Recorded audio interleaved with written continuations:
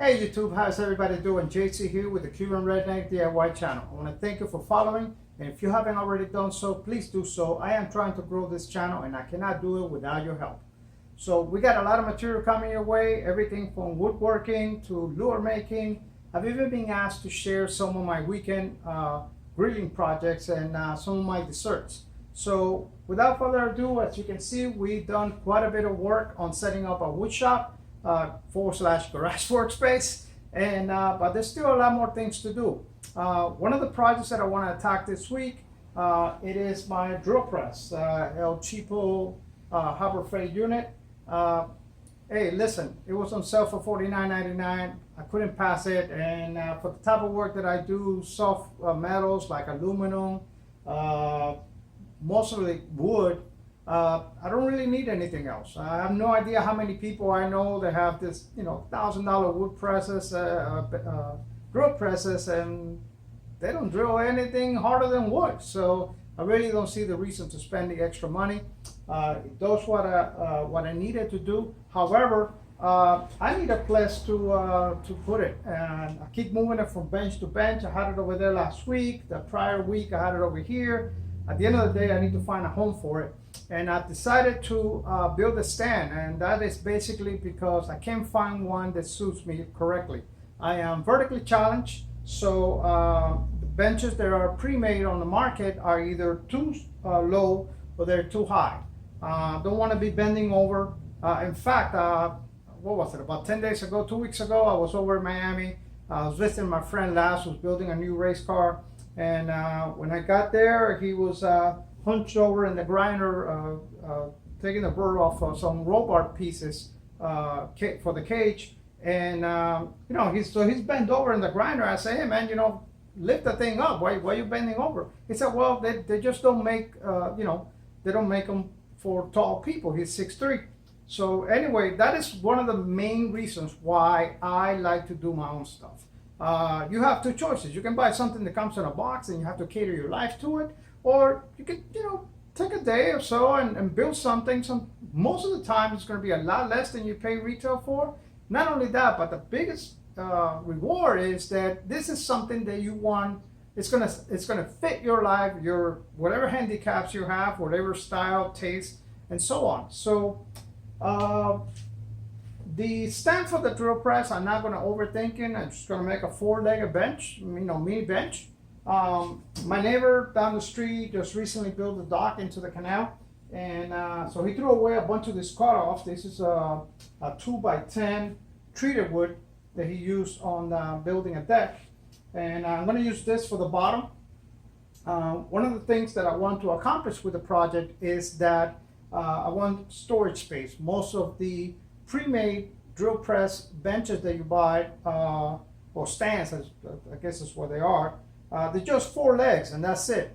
When you have a small work area like I do, this is a 1-car garage, there's no such thing as too much storage space. So I have a bunch of these 3700 plano boxes, and I want to figure out somehow to be able to slip them in there, put a bunch of them, and store away everything from drill bits to tabs to whatever, anything related to the drill press. I wanted to have it at a drill press station. I don't want to have to be walking across the shop to go look for a key or something like that. So with that said, it is 9 a.m. It looks like it's going to be a hot day. I need to get into some more comfortable clothes and head over to the hardware store, pick up some wood, and start building. See you in a bit.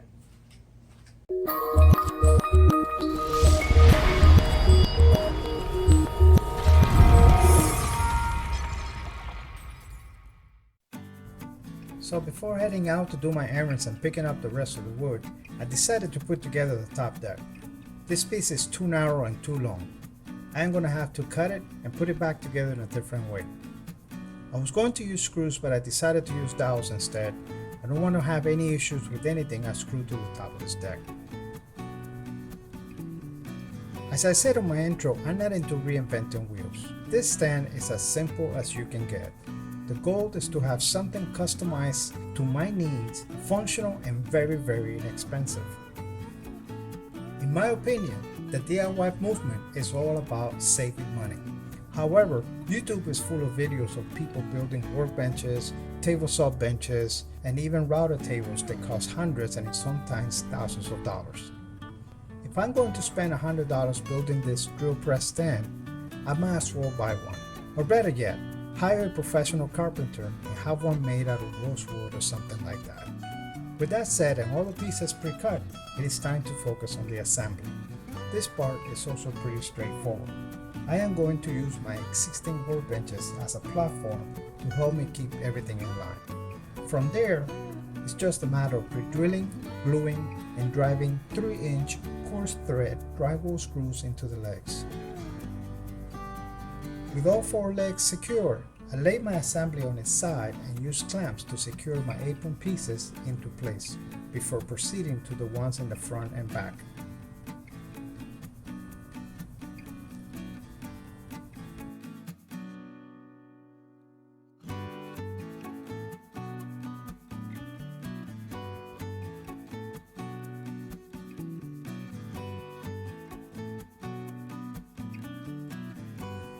With the main structure assembled, I decided to give it a once-over with a sander and 150 grit.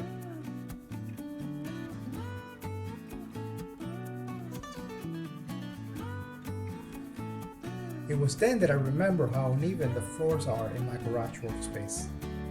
Rather than procrastinating and testing if the drill location was going to be okay, I decided to add some adjustable legs. I have some that have been bouncing around my tool chest for a while. I believe they came from Lowe's. And if my memory serves me well, I believe they're like $1.25 each.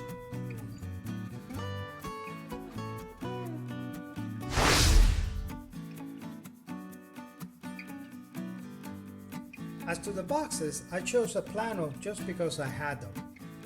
If I had to buy them, I would have probably chosen something like this.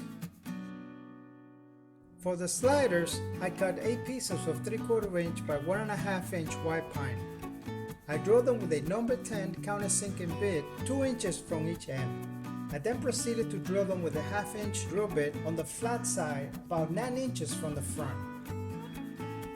After cutting a 1/2 inch dowel into small 3-inch pieces, I not only glued them in place but also drove a 1-inch pin nail through them. For the installation of the sliders, all you'll need is a jig about 1/8 to 1/4 inch taller than the boxes you are using.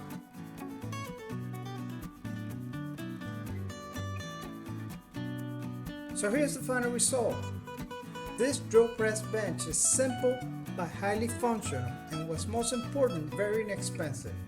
You should be able to duplicate it for about $15 to $20.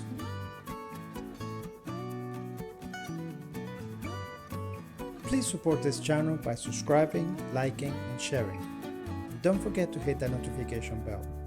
That allows our videos to show up in your timeline. Thank you.